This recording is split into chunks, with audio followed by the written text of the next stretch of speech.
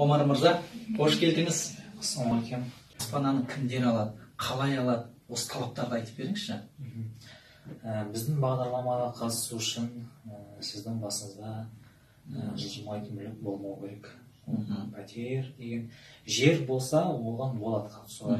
Ол жер деген енді емес дейсіз ғой. Емес қой ол да. Және де біздің 18 жастан 75 жасқа дейін береміз. Енді сіздер тағы да қандай нәрселерге қарамайсыздар, осы жас ерекшеліктеріне қарамайтындарың сонап отыр, тағы да қандай мәселелерге мән бермейсіздер? Енді қазір көбінесе, мысалы қазір көбінесе біздің қазақтарымыз, жастарымыз енді көбінесе мысалы несие алып жатыр.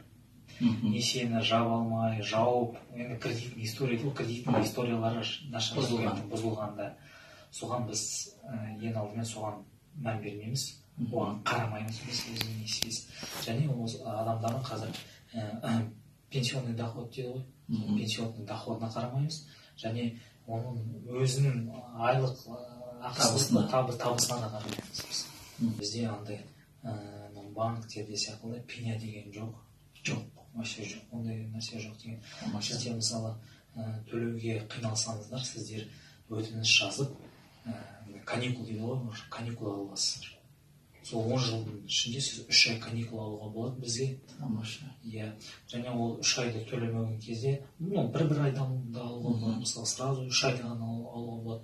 Сосын сол 3 ай алған ақша, қаржыны сіз келесі айдан бастап 12 жылға бөліп тастайды сізге. 12 айға бөліп тастайды.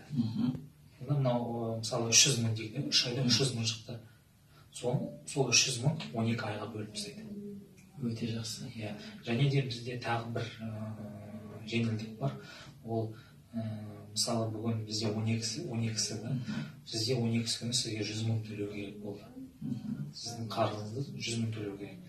Сізде бірақ 100 мың жоқ. Бар 20 мың, немесе 30 мың да дейік. 30 мың бар дейсіз. Сол күні сіз 30 мыңды саласыз да, сол 12-сі күні саласыз да 30 мыңды, қалған 10 күн, 10-шы күн включительно сол бөліп төлеп тастауға болады. Сол 100 мыңды, мысалы, бірінші күні 30 мың салдыңыз, екінші күні 5 мың, 10 мың, сол ішінде 10 күн ішіне солай бөліп тастауға болады. Сондай жеңілдік бар бізде. Сіз қатысушы болсаңыз, сіздің атыңызға жазылады ол. Және де төлқұжаттарыңыз, оригинал төлқұжаттарыңыз сіздің өзіңізде болады. Жоқ.